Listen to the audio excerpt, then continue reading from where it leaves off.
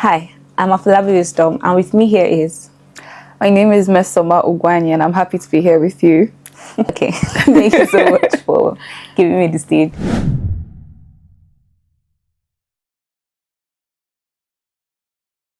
Yes. I strongly believe it's a combination of the three.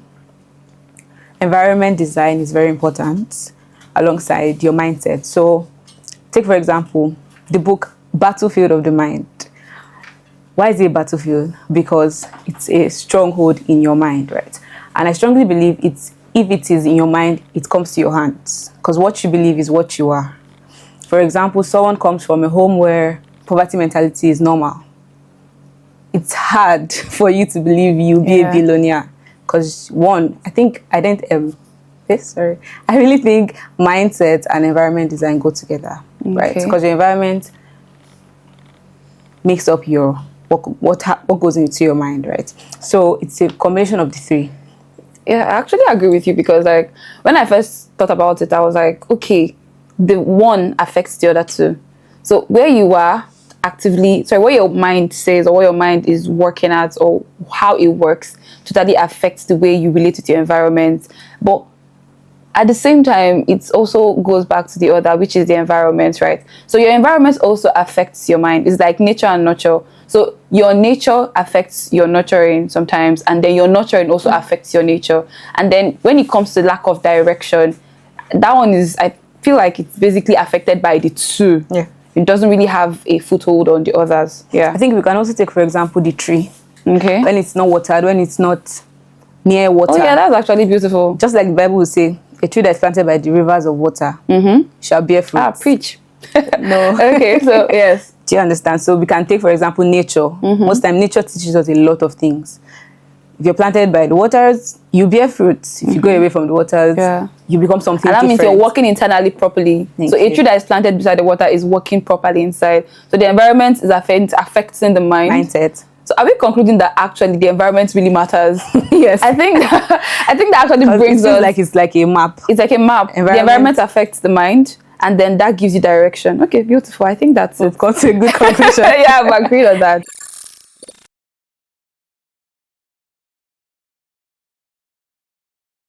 Determined people want to give up all the time, and I'm going to use myself as an example, right?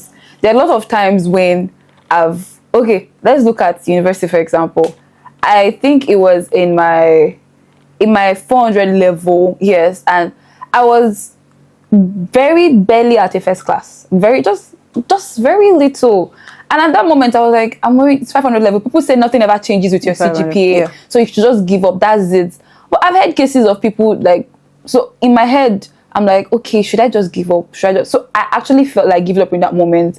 I realized that, okay, nothing was possible. But then again, the environment for me really mattered. I had friends that were first class, and I wanted to be wearing the same cap with these guys, sitting at the same side with them. And it really helped me to just, okay, you know what, Miss Ma, you can do this.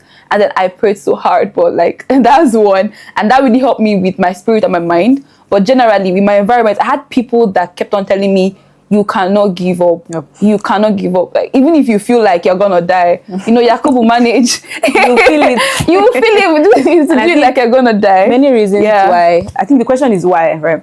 Plus, why do people feel like they give up, and how do they come out of that? Yeah. I think one is running in isolation, just like you said, environment design. Many times we feel we can do it alone, and that's something with achievers. Many achievers just want to do it, right? They just want to feel like they did it, so they don't want to ask for help, right? And I think I have found myself in that shoes a lot of times. I feel I can do this. No one can do it like I do. Even if I ask them, they'll give me what I already know. You know that pride that comes with high achievers. So one is isolation. You want to run in isolation. You don't believe you can talk to people.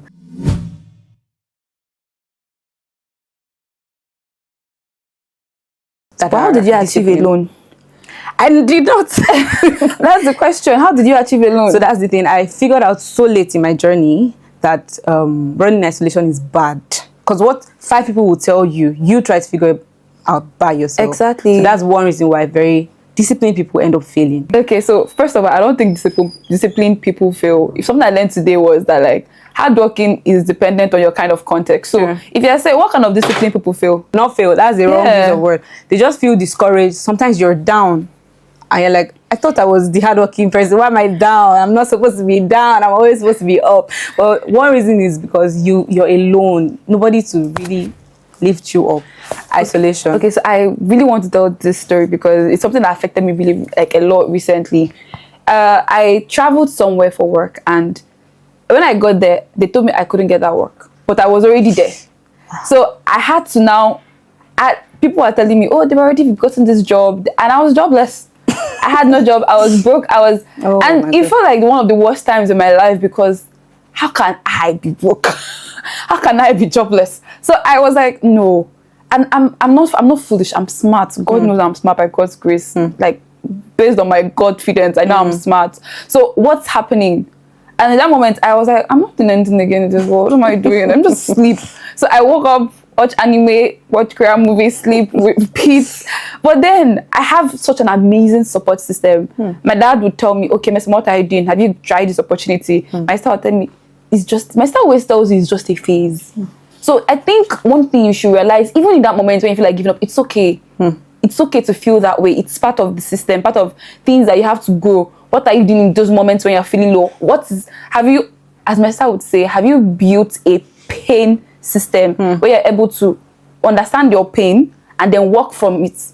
Not just wallow. That's how people get depressed and just stay there. Like a mind system. Yes, exactly. Recovery. So even why you feel like giving up, this is why I feel like giving up, because things happen. That is life. Life will shoot you. And I think what comes up in every disciplined person's mind is, we don't stop when we're tired. You know that quote? Yes, when you're not stopping, like, why am I stopping?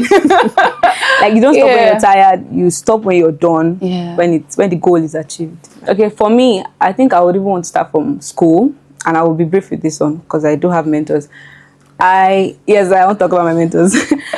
In school, I used to be a lone ranger, right? Because I grew up in a very oh yes, you knew me. You ended up getting friends later, Sha. I think I noticed. She was in my school. I'm not a stalker. She was in my school, so she can say I had friends because that was 500 level. Yeah. So I think I grew up as a lone ranger, and that might shock you because you knew me as a friendly person, right? No, I ended up knowing you later on in school. So I know I saw you with a lot of friends, but I did not really know you early. But I didn't see you with much people then, so maybe. If you knew me 100 level, you'd be like, this girl, what happened? Why are you so lonely? Actually, suddenly you were in my view. I don't know. Suddenly you were in my view. Right. That kind of That's because I started having friends, right? In 100 level, I believed I have people when you're all wise now, you're smart now, why do you need people? So I grew up not really needing people, not really talking to a lot of people. So that entered my life processes, how I do things. I figured out having friends and having people around you is good and instrumental to your growth very late in my life. I grew up most of my life as a lone ranger, right? Not needing people, right? Yeah. So that affected me, and I had to reach a breaking point. If I could not stop What was the breaking point? What happened? In 300 level. You know, 300 level is that part where the real engineering. Oh yeah, it really hits you. So in school, that's where we went into our courses: petroleum engineering, electrical. So I figured out, why am I sitting alone in front? Wow, there's assignments I can't reach out. Yes, there's assignments I can't reach out. I just feel like I can't do this now. I need people. So it was when I started, oh my God, failing assignments. Yes. Oh my God. Yes, I started failing assignments, but people that are not so good are getting their assignments. And I'm like, what do they have that I don't have? And I figure out they have people. Yeah. They have each other.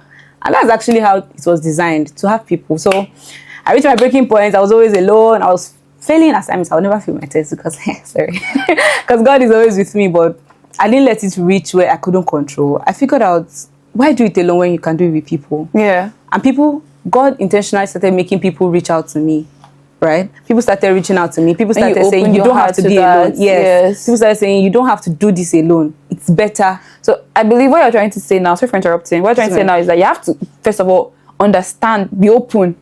Yeah, because no one can help you. Yes, no one can help you if you're not even willing to be helped. Yeah, exactly. I think so that's what really important. Happened. And as for mentors, I know there is a bar, so I keep rising high. If you don't see higher, you can never know there is a higher. That's in terms of okay, mentors. you know, but that's still working alone, wisdom. No. Because you know there is a bar, but you've not seen anyone. Like, No, I have mentors. That's what I'm saying. oh, okay. So I okay. have 2 mentors. Like, I don't want to mention. I'm not trying to say you must have men. I'm just trying to say, like, at least, even if you don't have people you call mentors, let there be people that set the bar for you. For you. That's so that what when I'm you saying. get there, you know, like, okay, yeah, I'm surpassing these people. Exactly. Right? And but then they're still helping guiding me. If there is no benchmark, Yeah. you always feel you are doing good. Yes, when you that's don't the have benchmark. something ahead. So you always feel you're doing good. Oh, I'm best. I'm at my best. Okay. Because there's nothing to compare it to. Yes. When you have a mentor that is already flying to Doha every weekend, you're like, there is this. this my happens. So that's just what I'm trying to say, right? Yeah, okay, for me, I believe that, like, I had my first exposure to mentors when I was 16, right? Oh. So that when they call it that you did not pass jam, but I passed jam, so I actually decided to take a gap year. You know, some people be like, oh, they did not take anything. I actually took a gap year,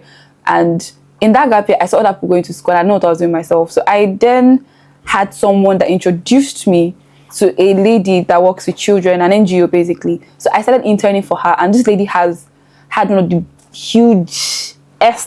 biggest influences in my life, because she helped me understand that there is more. The first trips I had to the government house, had to events, conferences. She was the one that took me there when she was a judge. She would take me. I was carrying her bag, you know, that kind of thing. But and as a 16-year-old, but seeing that exposure opened a whole new chapter for my life. So I believe one of the beautiful things about people that set benchmarks, people that are mentors, is that they give you a platform to stand on. You're able to leverage on what they have done. They give you they give you something to look up to. Right, yeah, exactly. So I think that's really beautiful about mentors. That's profound, girl. You've gone into rooms. Okay. Thank you.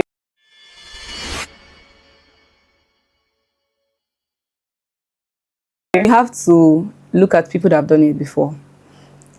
Thomas Edison, do you know what it means to try 1,000 times? He is the boss of failure. He is the boss of failure and success. In this generation, you can't find anybody that's tried 1,000 times, because there's AI. If I try twice, AI will try the third time. I was really trying to think, and I was like, I probably can get ChatGPT. Thomas Edison will have just, Claude, please, hello, can you kindly help me invent a light bulb? But doesn't that mean that there is now a different type of patience? Exactly. So that's what I'm coming to now. If we don't look back to see that it's easier now, but it doesn't take away the power of failure. It doesn't take away the lesson of failure. So if you're able to look back at examples, just like my pastor will say, he will say, there is a power as of old. There is a power as of old. You need to look at how they did it before, so you don't forget how it used to be. So look at the people that have done it before. Look at how they failed forward, right? So patience comes from understanding failure is a lesson platform. Failure is not who you are. Failure is not your end. Failure is an opportunity to re-strategize. So if you failed 1,000 times, it means you found 1,000 ways not to do it. Right? So I think I was hear your point of view. I'm really trying to figure out, like, the aspect of staying motivated, right? Because it's one thing to fail, and it's another thing to know that you can try again. Right? So knowing that you can try again does not mean that you're still motivated to go. Some people don't be like, I'll try somewhere else. True. So that's a different kind of trying again. And that does not mean that you've really done the due diligence there. Maybe you've done your due diligence, but you can try again. In the same It mustn't exactly. So there are a lot of, like there's a lot of factors motivation to stay in the same sector. Exactly. It requires, like, digging deep. It's like digging your foot deep. So what do you think? What do you think is the motivation needed to stay in the same place and fail again and fail again? What do you think? It's very cliche, but I'm gonna say it's know your why. God bless you. Know your why. Okay, let's say you are. There's this scholarship that it's so hard to get, right? And I know people that will say, oh, they've written the scholarship 3 times and they failed. They did not get it, and then they got that the 4th time. And then sometimes when you know that you don't have another option, recently I found out that, like, the only way I'm going to get something is by this way. So even if I feel like this is it for me, and it's not like you're trying to just be rigid. Sometimes a rigid mindset is not a bad thing. It just means that you're very strong opinion, very opinionated. Yeah, you have strong will. So it just means that you should just focus and keep trying. So staying motivated means to know your why, right? So know why you're doing this thing. It helps you to keep doing. And then maybe you can actually now find other ways to keep trying. Things that you do by the side. Maybe you try something else to get somewhere, but keep trying at what you want to do and why you want to do that thing. Yeah. Don't be like, oh, keep trying. But that's not just, I don't want to do that. I cannot just stick that out there, like one rule.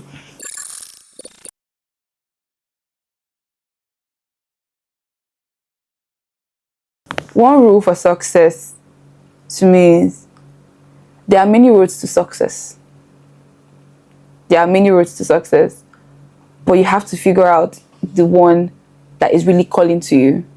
And once you find that one, stay at it. So at the end is keep trying. So yeah, like keep. If you're failing, fail faster. Keep trying.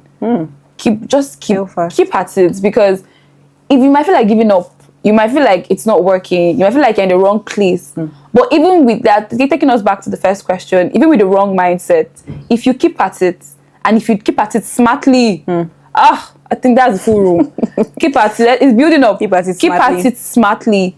Because don't just mess around with it. Keep at it smartly. When you see that this style is not working, because if you keep on doing the same thing a couple of times, that's foolishness. So you have to find new ways to keep at it. So yeah, keep at it smartly. That's mine. What's your own wisdom? What's mine? Yeah. Rule of success. I just believe success is custom made. You define your success. Period. I can't explain too much. Sorry, ma. That's it for me. Yeah. Certification Edge, building cross-border capabilities.